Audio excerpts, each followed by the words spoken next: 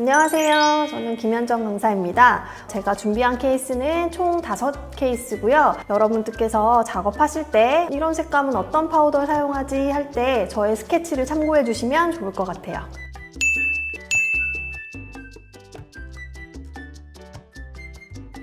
이 케이스는 1번 중절치를 작업한 케이스인데요. 이 케이스의 특징 같은 경우는 제가 라비얼 페이싱으로 작업한 케이스예요. 요즘 파우더를 코아를 이용해서 작업하시는 분보다는 이렇게 라비얼 페이싱을 이용해서 조금 더 단순하고 쉽고 빠르게 작업하는 그런 분들이 훨씬 더 많아지고 있는 것 같은데요. 저 역시도 사실 이렇게 라비얼 페이싱으로 절단 끝까지 올리는 경우가 되게 많아요. 지르코니아 코아 같은 경우도 투명층도 굉장히 많이 높아지고 있기 때문에 STML 같은 약간 투명한 블럭을 절단 끝까지 올려서 파우더 작업과 스테인을 이용해서 완성을 하는 케이스들이 좀 많이 늘고 있습니다.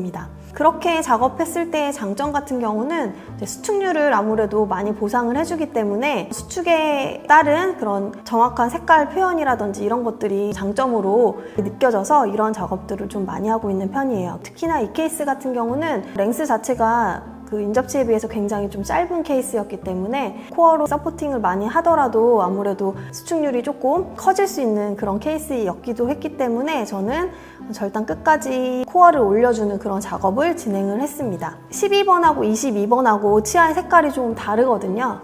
하나는 색상이 변색도 좀 있고 크랙라인도 있고 깨끗한 느낌이 없고요. 또 다른 하나는 훨씬 깨끗하고 환한 치아였기 때문에 이런 경우에는 대부분 환자분들이 하얗고 깨끗한 그런 정상적인 치아의 색깔을 선호를 하는 편이시죠. 22번의 치아를 기준으로 해서 중절치 2개의 색상을 맞춰보았습니다.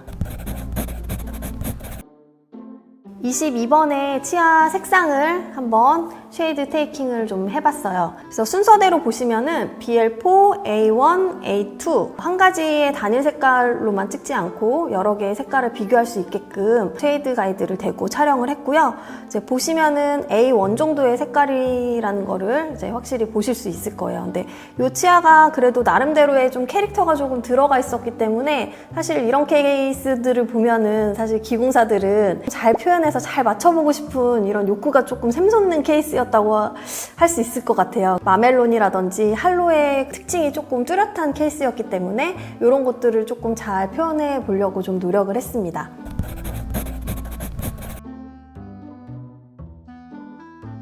(22번을) 기준으로 해서 제가 스케치를 좀 해보도록 하겠습니다.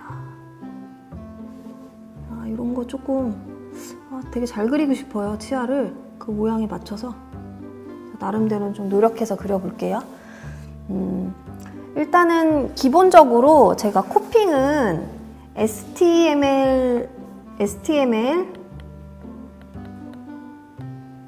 A1 블럭을 사용을 했어요.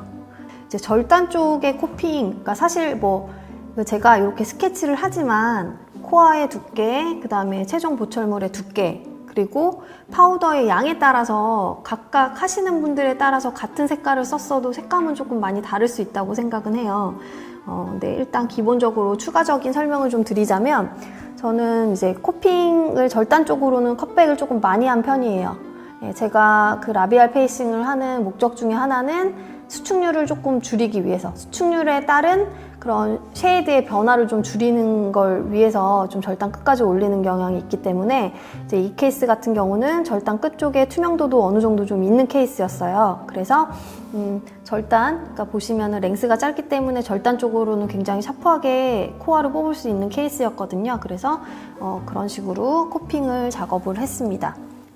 그리고 이제 기본적으로 베이스 쪽에 코아 자체가 굉장히 투명한 코아를 썼어요. STML A1이라는 좀 투명한 블럭을 사용을 했기 때문에 너무 투명한 파우더만 잔뜩 올리게 되면 아무래도 조금 그레이해 보이는 그런 특징을 조금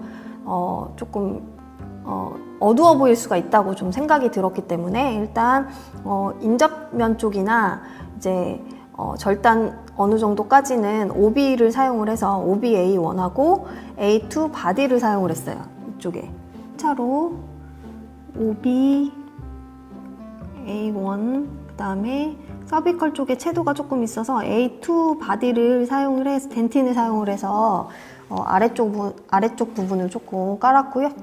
그 다음에 위쪽에 덴틴은 A1 덴틴을 사용을 했어요. 그래서 A1 덴틴을 이용해서 어느 정도까지 이렇게 이 덴틴 같은 경우는 마멜론을 형성한 건 아니고요. 덴틴하고 위에 T층이 굉장히 스무스하게 올라갈 수 있게끔 그렇게 샤프하게 조금 깔아줬어요. 그리고 이 치아 같은 경우는 이쪽 부분에 약간 이렇게 블루시한 마멜론 사이사이에 블루시한 이런 그 투명층들이 조금 이렇게 자리가 잡고 있는 그런 케이스였기 때문에 요런 부분들은 사실 제가 LT 내추럴을 사용을 하거든요. LT 내추럴을 사용을 해서 투명층을 조금 많이 표현을 하는 편이에요. 아까 말씀드렸다시피 이 케이스는 코아가 절단 끝까지 올라가 있기 때문에 좀 많이 투명한 파우더를 사용을 하는 편이에요. 그래야지만 코아가 서포트가 되어 있는 경우와 안 되어 있는 경우하고 같은 파우더를 쓰더라도 투명층을 표현해 주는 게 좀 많이 달라지기 때문에 많이 투명한 그런 파우더를 이용해서 이 덴틴 위쪽에 이어지는 그런 T층은 LT 내추럴을 사용해서 강하게 표현을 해줬습니다. 그리고 가운데 쪽에 마멜론이 이렇게 강하게 이렇게 들어가 있죠. 그래서 이런 부분은 제가 이런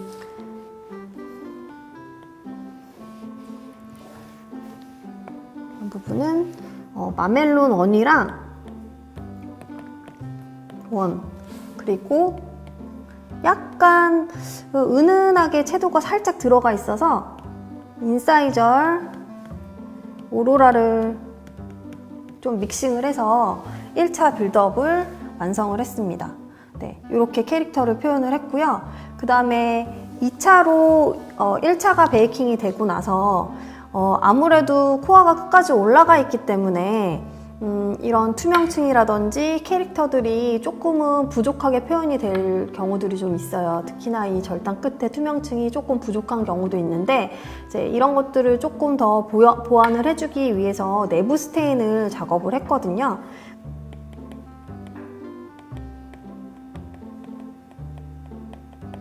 자, 내부 스테인은 절단 끝 쪽에 약간 이런 푸른빛이 도는 이 부분을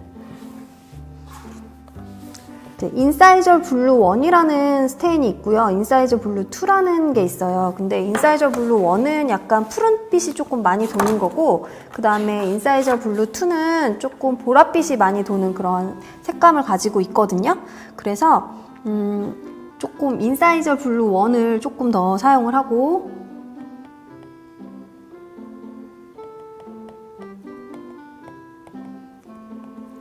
그 다음에 인사이저 블루 2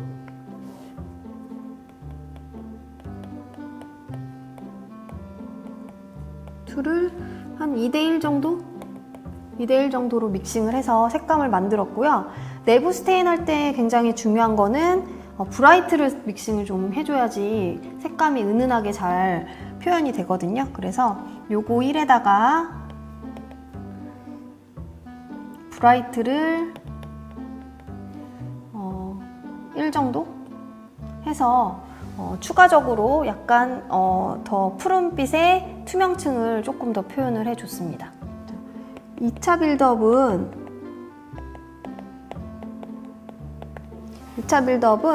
뭐 색감이 전체적으로 다 잘 나왔기 때문에 네, LT5를 좀 많이 사용을 하고요. 그 다음에 약간 이쪽에 보시면 이쪽에 약간 조금 이렇게 밝게 화이트시한 느낌이 조금 들어가 있잖아요. 이런 느낌은 제가 이 원하고 T5를 조금 믹싱을 해가지고 이제 약간 조금 우윳빛의 색감을 조금 더 표현을 해봤습니다. 그래서 이렇게 마무리를 해서 작업한 케이스예요.